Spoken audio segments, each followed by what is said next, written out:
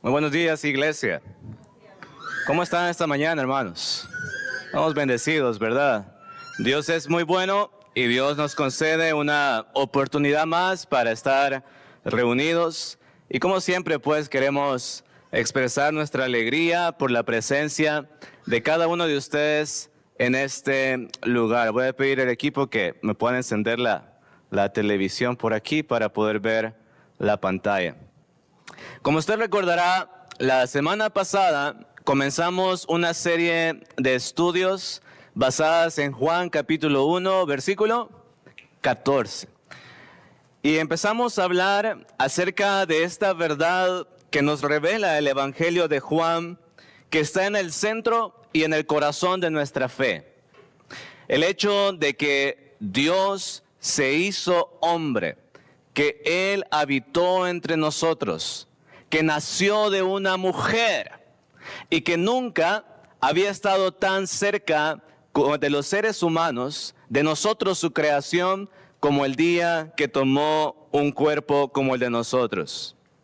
Realmente estas palabras de Juan 1:14 son el centro de toda la revelación de Dios, desde el Antiguo hasta el Nuevo Testamento, desde Génesis hasta Apocalipsis.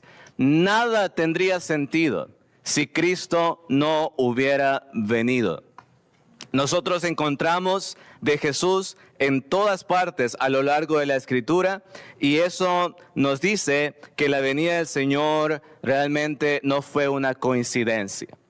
Así que hoy seguiremos con esta serie, seguiremos meditando y reflexionando sobre esta idea de que Él habitó entre nosotros, pensando un poco más sobre esa venida de Jesucristo, sobre esa encarnación, como yo le decía la semana pasada.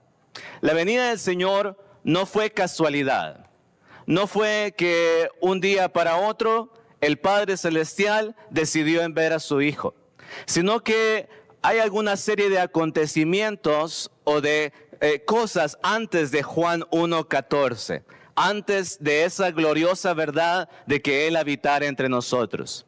Y yo quisiera que hoy usted pudiera poner toda su atención, tomar apuntes si así lo quiere, para que esto también pueda estudiarlo en casa. Entonces, la venida de Cristo, en primer lugar, fue anunciada por los profetas. Quiero que vea aquí al frente, más adelante vamos a leer nuestras Biblias, tenga la lista por ahí. Pero quiero que veamos, por ejemplo, en Isaías capítulo 7, el versículo 14, lo que este profeta de Dios dice. Isaías 7:14. Dice: por tanto, el Señor mismo os dará señal. He aquí que la Virgen concebirá y dará a luz un hijo. Y lea conmigo en voz alta esa última frase, por favor. Y llamará a su nombre Emmanuel. ¿Alguien sabe cuántos años antes que Jesús naciera Isaías dice estas palabras? Bueno, cuando estudiamos la tradición y la historia judía, reconocemos que Isaías dice estas palabras al menos 700 años atrás del nacimiento de Jesús. Él es conocido como el profeta mesiánico, porque se dice de que entre todos los profetas es él quien más habla de Jesús. Es como que Dios le dio el privilegio de, aún con tantos años de anticipación, ver de que al mundo iba a venir Dios. Y esto a través de lo que él dice, el nacimiento de un hijo a través de una virgen. Estas palabras de Isaías 7 se cumplen perfectamente en el Nuevo Testamento. El evangelista Mateo nos dice literalmente que cuando Jesús nace, su nombre es dado Emmanuel, que traducido es Dios con nosotros. O Isaías tuvo mucha suerte para que sus palabras se cumplieran 700 años después, o estaba verdaderamente siendo inspirado por el Espíritu Santo. Estaba realmente anunciando esa verdad que todos los profetas a una voz estaban declarando, que Dios iba a venir a la tierra. No solamente es el capítulo 7, en el capítulo 9 también Isaías dice lo siguiente, versículo 6, poder leerlo aquí conmigo. Dice, porque un niño nos es nacido, hijo nos es dado, y el principado sobre su hombro, y se llamará su nombre admirable, consejero, Dios fuerte, Padre eterno, príncipe de paz. Isaías miraba claramente que vendría al mundo Dios, que se encarnaría a través de Jesucristo. Mucho más adelante en el libro de Isaías, un capítulo que hemos leído esta mañana con nuestro hermano Brian Pérez, Isaías llega al punto de decir y describirnos muy claramente el sacrificio que haría Cristo, ¿verdad? Cuando dice, Él fue angustiado y afligido, como cordero fue llevado hacia el matadero. Es como que Isaías estuviese viendo, ¿verdad? Con sus propios ojos, lo que Jesucristo iba a experimentar 700 años después. Entonces, Isaías, hermanos y amigos, es solamente una voz de muchos profetas, de muchos testigos en el Antiguo Testamento que declararon que Cristo iba a venir. No fue algo, como he dicho antes, casual, sino anunciado por cada uno de los profetas, llamándolo a Él como este que iba a nacer aquí en la tierra. Lo segundo es que además de que la venida de Jesús fue anunciada por los profetas, también la venida de Jesús fue preparada por Juan el Bautista. Volvemos a los problemas, hermanos, me disculpen. Fue preparada por Juan el Bautista. La palabra del Señor nos dice en Juan capítulo 1, versículos 6 al 9 lo siguiente. Hubo un hombre enviado de Dios, el cual se llamaba Juan. Escuche bien cómo nos deja claro su propósito aquí en la tierra. Vino por testimonio, para que diese testimonio de la luz, a fin de que todos creyesen por él. No era él la luz, sino ¿para qué? ¿Para qué? Para que diese testimonio de la luz. Aquella luz verdadera que alumbra a todo hombre venía a este mundo. ¿Sabe que unos años antes que Jesús, el Verbo hecho carne, Dios con nosotros, comenzara su ministerio, surgió el ministerio de este último profeta del Antiguo Testamento? Él decía a los estudiantes allá en una ocasión, ¿sabían ustedes que el último profeta del Antiguo Testamento está en el Nuevo Testamento? ¿Por qué? Porque es Juan el Bautista. Y nos dice la Escritura literalmente que este profeta es el último en ser levantado por Dios antes de Jesucristo con un propósito. Y dice que el propósito de Juan era dar, ¿qué dice ahí, hermanos? Testimonio. Juan es encargado por Dios de dar el último anuncio. El tiempo se ha acercado.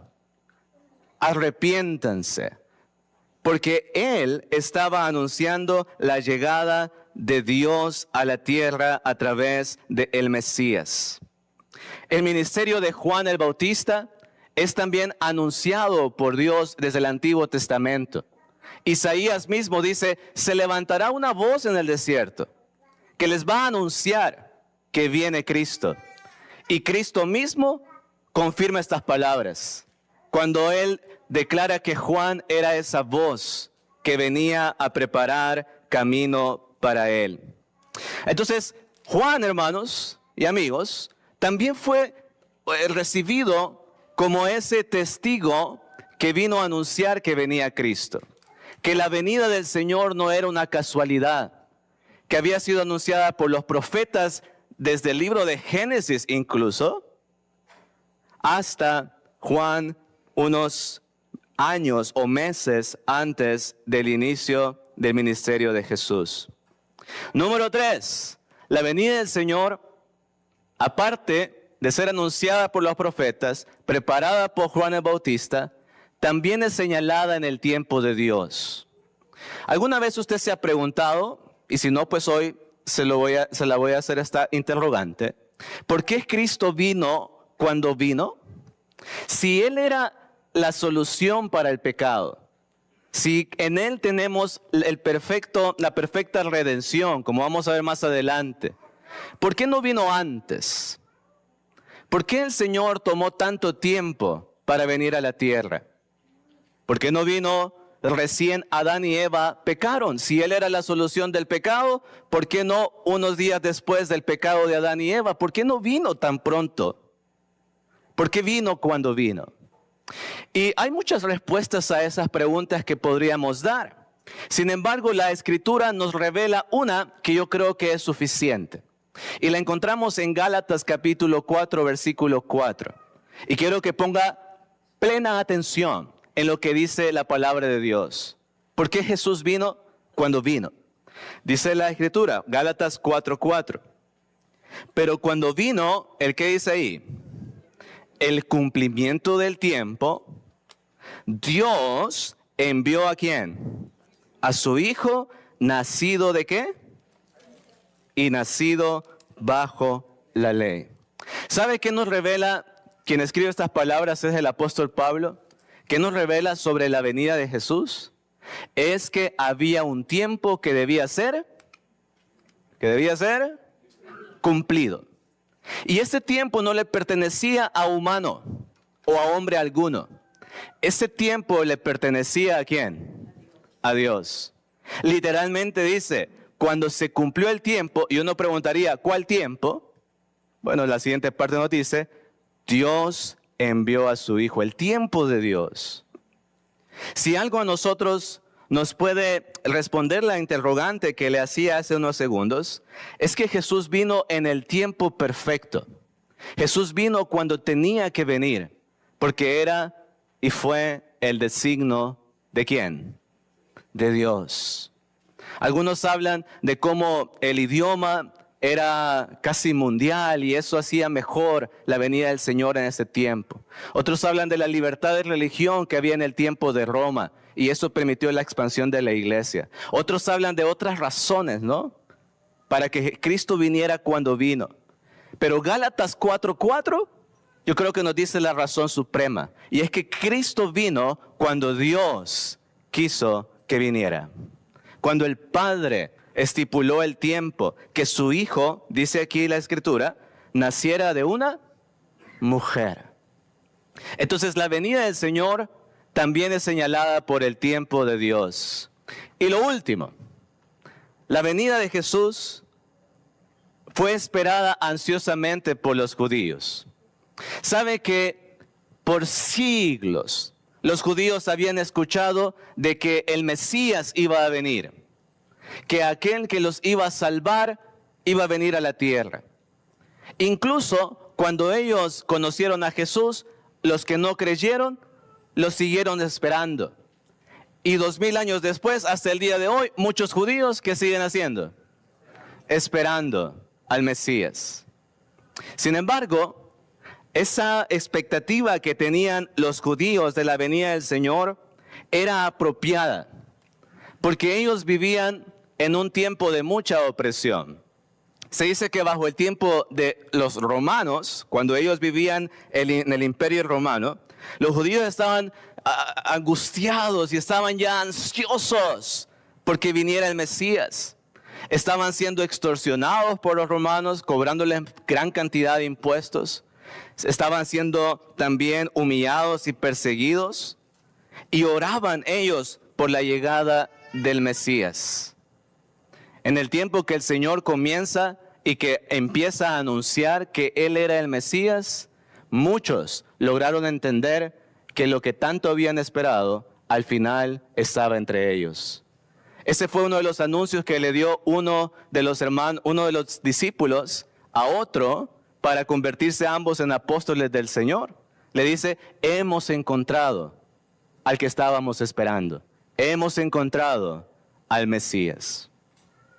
Entonces, la venida del Señor no fue una casualidad.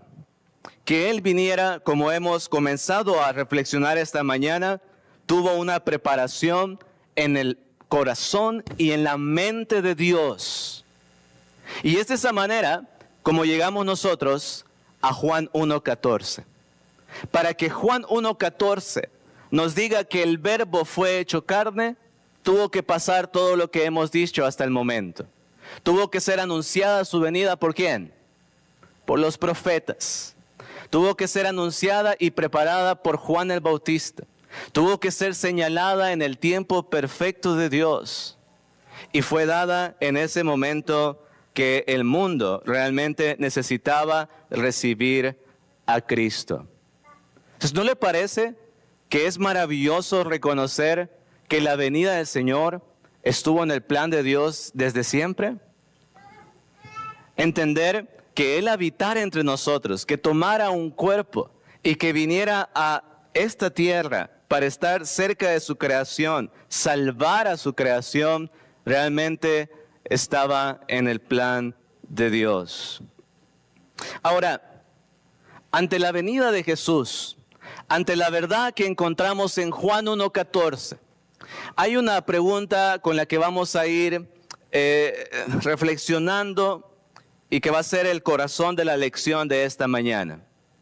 Y es que todos deberíamos preguntarnos el porqué de su venida. ¿Sí? Si sabemos que fue preparada, si sabemos que estaba en el plan de Dios, si sabemos que era necesaria, ¿por qué vino? Y sabe que es el mismo Juan, uno de los que da testimonio de él, Juan el Bautista, que nos da una respuesta perfecta. Y ahora sí, quiero que todos abran su Biblia, porque no tenemos este pasaje en pantalla.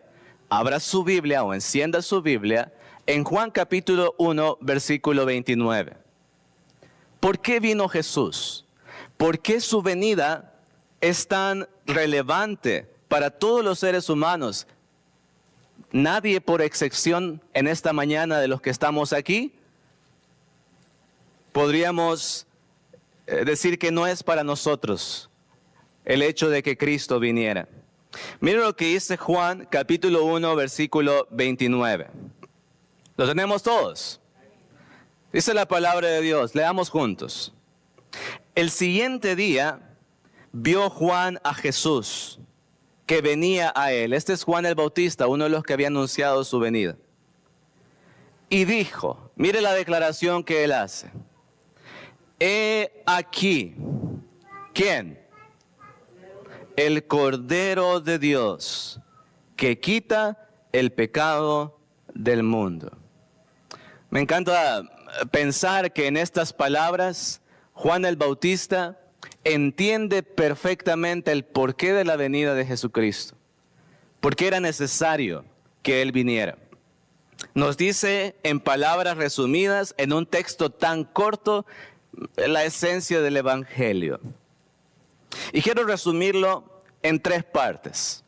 Hay 3 cosas que Juan nos dice sobre la venida de Cristo. Y quiero que lo note usted en el versículo que hemos leído. Lo primero que Juan nos dice es que el mundo está ¿en qué?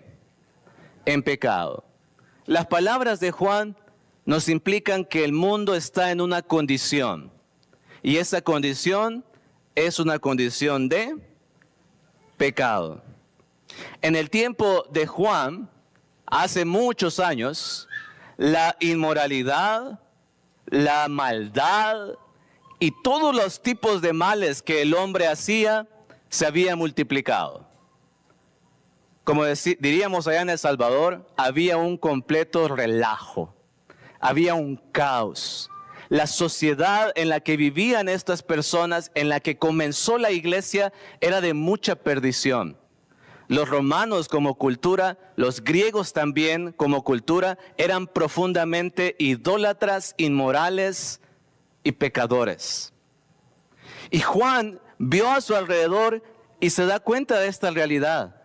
El mundo está en pecado. Las cosas no han cambiado para nosotros. Y quiero que vaya en su Biblia, por favor, que lea conmigo Romanos capítulo 1. Este pasaje me interesa que todos lo leamos. Romanos capítulo 1, versículo 26 al 32. Es una lectura un poco larga, pero refleja y manifiesta la realidad que vivía Juan o los hermanos de aquel tiempo y la realidad que vivimos nosotros hoy también. Mira lo que dice Romanos capítulo 1, versículo 26 al 32. ¿Lo tenemos todos? Muy bien. Dice, por esto Dios los entregó a pasiones vergonzosas. Pablo está hablando acerca del mundo, de los hombres. Pues aún sus mujeres cambiaron el uso natural por el que es contra naturaleza. Y de igual modo también los hombres, dejando el uso natural de la mujer, se encendieron en su lascivia unos con otros, cometiendo hechos vergonzosos, hombres con hombres, y recibiendo en sí mismo la retribución debida a su extravío. 28. Y como ellos no aprobaron tener en cuenta a Dios, Dios los entregó a una mente reprobada para hacer cosas perversas. Para hacer cosas que no convienen. 29. Estando atestados de toda injusticia, fornicación, perversidad, avaricia, maldad, llenos de envidia, homicidios, contiendas, engaños, malignidades, murmuradores, detractores, aborrecedores de Dios, injuriosos, soberbios, altivos, inventores de males, desobedientes a los padres, necios, desleales, sin afecto natural, implacables, sin misericordia, quienes habiendo entendido el juicio de Dios que los que practican tales cosas son dignos de muerte, no solo las hacen, sino que también se complacen con los que las practican. ¡Wow! ¿Cómo es que Pablo nos describe tan perfectamente la realidad del mundo? Yo creo que la lista que él hace es larga, ¿no es cierto? Hasta me iba a quedar sin aire yo de tanto leer. Pero probablemente se queda corto todavía el apóstol para describirnos todo lo que vemos a nuestro alrededor. La destrucción que ha causado, ¿el qué? El pecado.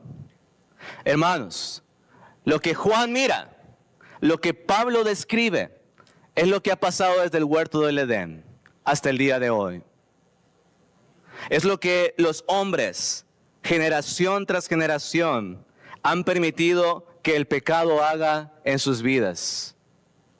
Más adelante Pablo va a decir a los romanos, ¿saben qué? No hay justo ni aún uno. En Romanos 3, versículos 9 y 10.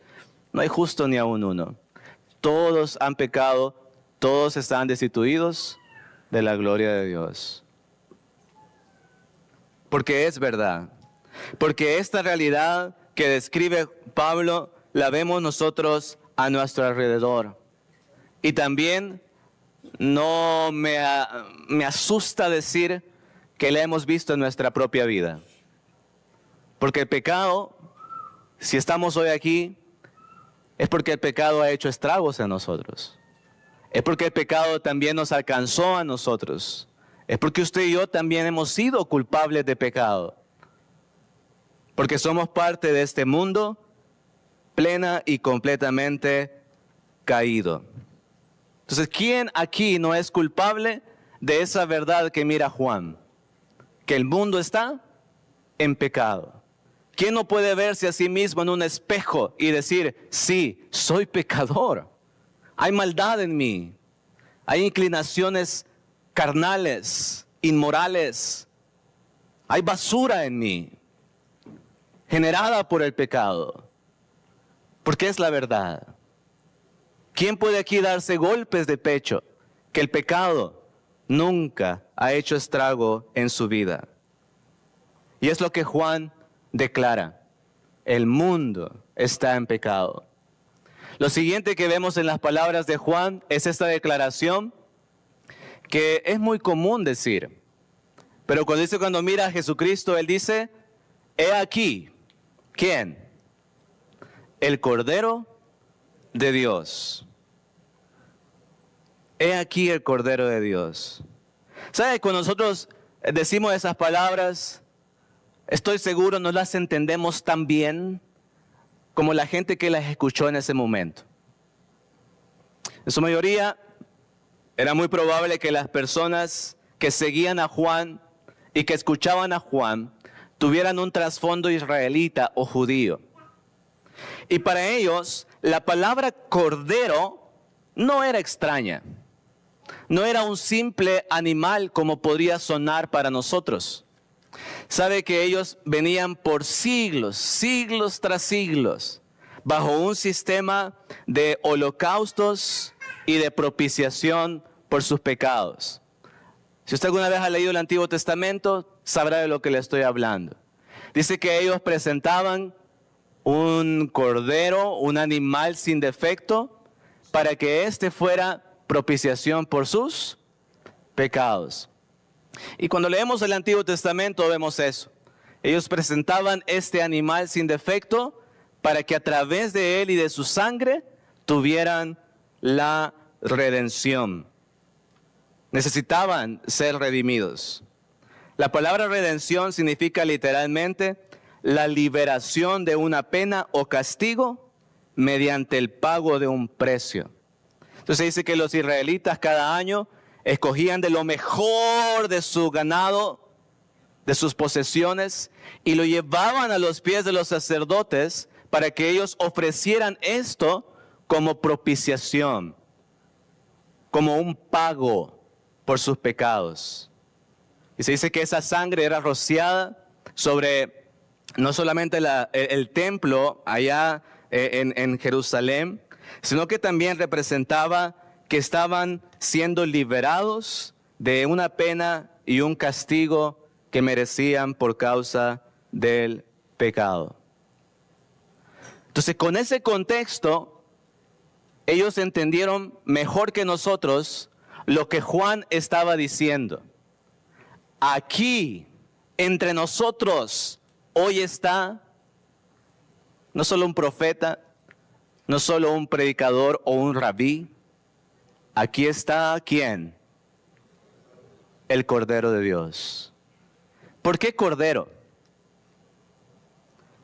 Porque la misma práctica o verdad que los israelitas hacían para liberarse y ser redimidos de sus pecados, resume la obra de Cristo. Hermano Brian me ganó porque leyó este pasaje durante la cena. Pero mire lo que dice 1 de Pedro 1, 18 al 20. Lea y escuche con toda su atención. Sabiendo, oiga lo que Pedro entendía, sabiendo que no fuisteis redimidos de vuestra vana manera de vivir heredada de vuestros padres, con cosas perecederas como oro o plata, sino con sangre preciosa. ¿Como de qué, hermanos? Como de un cordero, sin tacha y sin mancha. ¿La sangre de quién? De Cristo. Porque Él estaba preparado desde antes de la fundación del mundo, pero se ha manifestado, ha habitado entre nosotros, se ha hecho carne, se ha manifestado, ¿cuándo? En estos, ¿qué? Últimos tiempos, por amor a vosotros. Pedro entendía lo que es redención. Pedro estaba de acuerdo con Juan 1:29. Porque Juan dice, este es el Cordero de Dios. Y Pedro está diciendo, sí, hermanos, hemos sido redimidos, hemos sido salvados por la sangre de un Cordero sin mancha. Entonces, que el mundo estuviera en pecado, que usted y yo fuéramos culpables de pecado, hace necesario la venida de Cristo. Porque Cristo, nos dice la Escritura, es el Cordero de Dios. Y quiero ir terminando hoy diciendo lo siguiente. Y es que las buenas noticias son que Cristo vino. Esa es una muy buena noticia, pero no se queda hasta ahí. Sino que es Él, el Cordero de Dios, que puede redimirnos de nuestros pecados. Ese es el Evangelio. Nunca lo habíamos escuchado o leído o dicho tan fácil como la Escritura nos los está revelando. Las buenas nuevas es que ante ese problema tan grande como lo es el pecado, que había en el mundo y que hay en el mundo y que hay en nosotros, por eso vino Cristo. Y por eso Cristo es el Cordero de Dios. Y es esa ofrenda perfecta, suficiente y eterna para el perdón de todos nuestros pecados. La gente antes debía ofrecer sacrificios bajo el antiguo pacto cada año. Era un constante ofrecimiento de sacrificios. La Escritura nos revela que el sacrificio de Cristo fue hecho una vez para siempre. Y su sangre tuvo poder hace 2000 años para salvar a aquellos primeros cristianos. Pero sigue teniendo poder hasta el día de hoy para seguir salvando a la humanidad. Sigue siendo el Cordero de Dios. Habitó entre nosotros y su propósito entre nosotros fue redimirnos. Entonces la pregunta que todos los hombres hoy deberíamos hacernos se resume en la siguiente, y es: ¿cómo respondo yo a su venida? ¿Sabe que la gente escucha de la venida de Cristo como escuchar una historia muchas veces? Si fuéramos a la calle y preguntáramos a las personas: ¿sabía usted que Cristo vino? ¿Que Dios se hizo hombre y habitó entre nosotros? Un muy buen porcentaje de gente nos dijera: sí, yo lo sé, lo reconozco. Pero el simple conocimiento no es efectivo.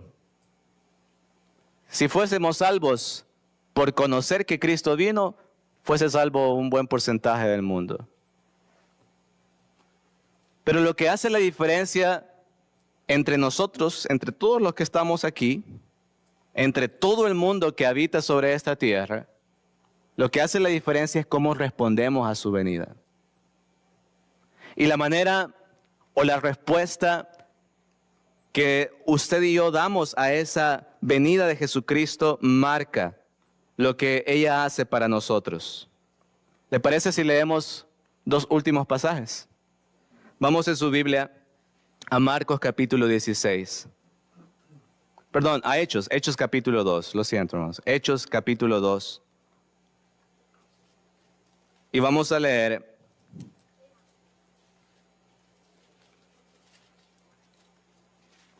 el versículo 36.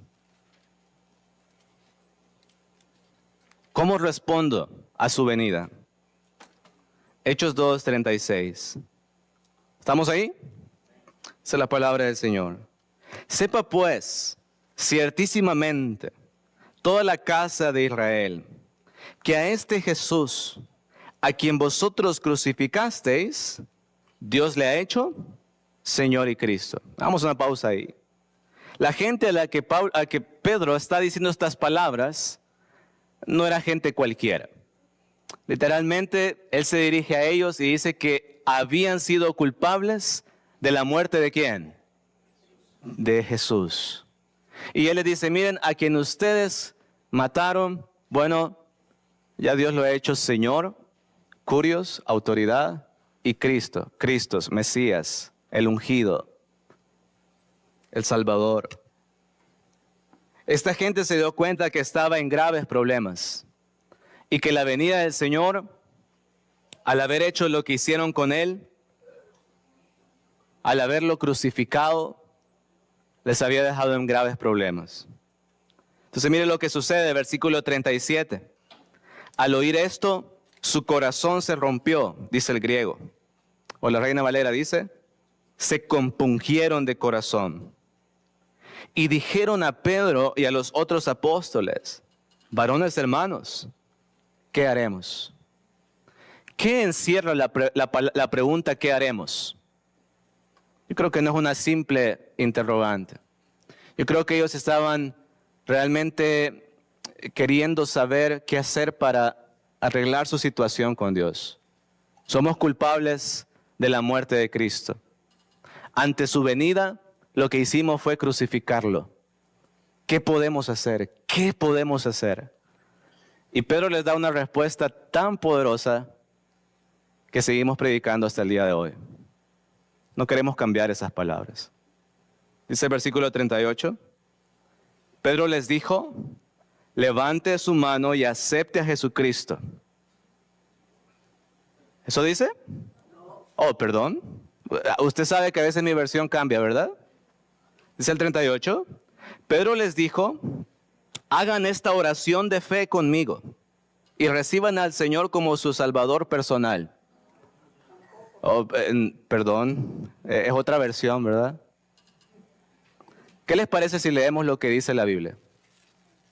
¿Qué les parece si creemos y predicamos lo que dice la Biblia? Dice Hechos 2:38. Pedro les dijo, arrepentíos y bautícese cada uno de vosotros en el nombre de Jesucristo para perdón de los pecados y recibiréis el don del Espíritu Santo. Mira lo que dice el 41. Así que los que recibieron su palabra, ¿qué hicieron? Fueron bautizados y se añadieron aquel día como 3,000 personas.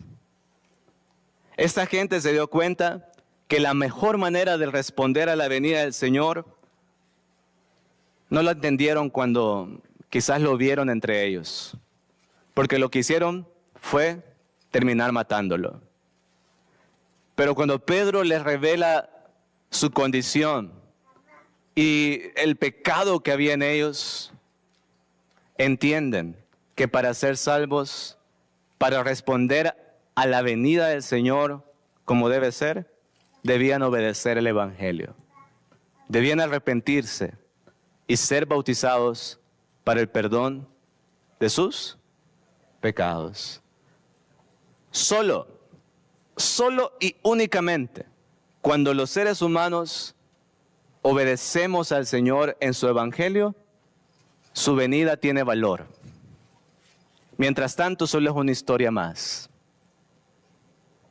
Pero solo cuando usted decide entregar su vida al Señor, cuando usted decide realmente obedecerle y entregarle todo su ser, entonces la venida de Cristo, el hecho que habitar entre nosotros, tiene valor y poder para usted. Puestos de pie, vamos a entonar un himno de invitación.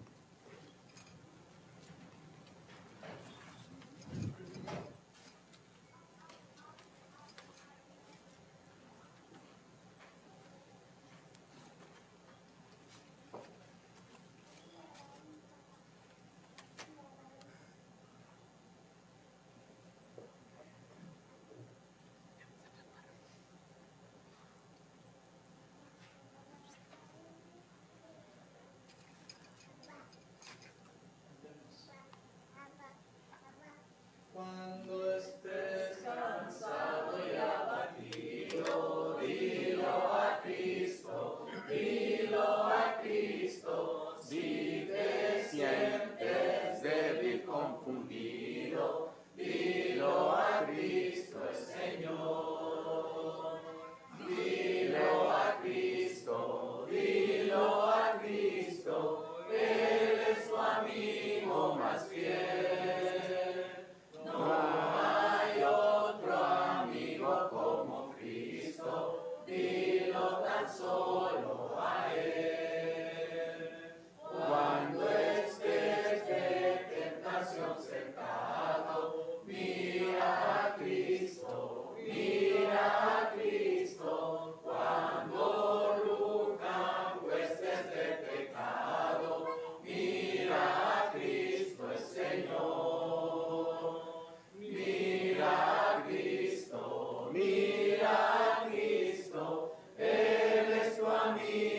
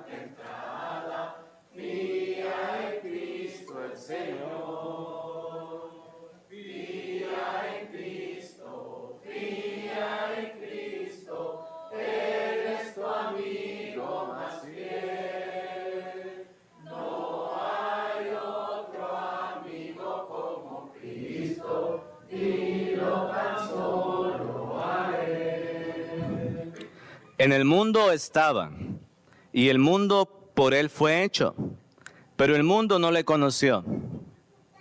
A los suyos vino, y los suyos no le recibieron.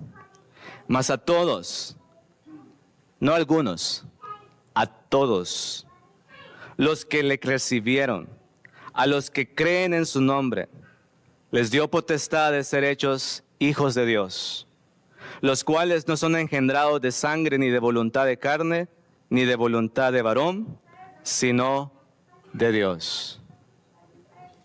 Lo que dice Juan, que es Juan 1:10 al 11, por cierto,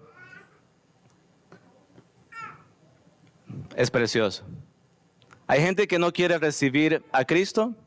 Sí, sí la hay. Probablemente algunos aquí algún día lo fuimos, ¿no es cierto? Pero el día que decidimos recibirle, el día que decidimos hacer que su venida tuviera valor para nosotros, ese día, dice la palabra, nos dio potestad de ser hijos de Dios. Y damos gloria al Señor por eso. Y queremos eso para usted también, amigo o amiga, visitante. Queremos que usted pueda también tener ese gozo de la salvación, obedecer el Evangelio y que la venida de Cristo pueda otorgarle la redención de todos sus pecados. Si hay algún hermano también, extender la invitación. Si alguien desea esta mañana reconciliar, puede hacerlo. Ya sea para amigos o hermanos que desean aceptar esta invitación, pueden quedarse de pie mientras los demás pueden tomar asiento.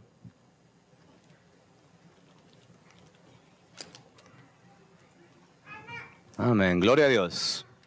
Que Dios bendiga su palabra, hermanos. Veniste a salvarme, veniste a salvarme.